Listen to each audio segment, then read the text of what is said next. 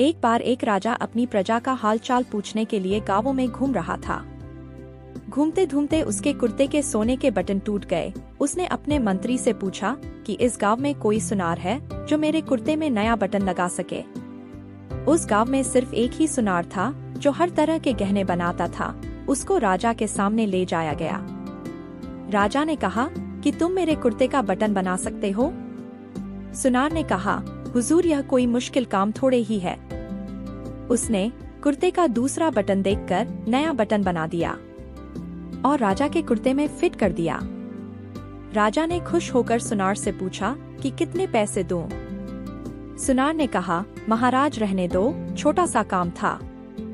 सुनार ने मन में सोचा कि सोना तो राजा का ही था, उसने तो सिर्फ मजदूरी की है और राजा से क्या मजदूरी लेनी है।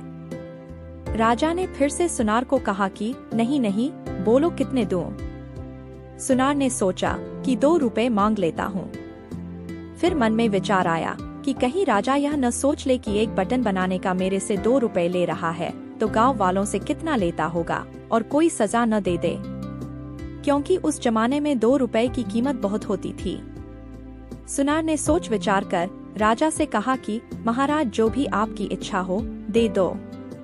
अब राजा तो राजा था, उसको अपने हिसाब से देना था, कहीं देने में उसकी इज्जत खराब न हो जाए। और उसने अपने मंत्री को कहा कि इस सुनार को 2 गांव दे दो, यह हमारा हुक्म है।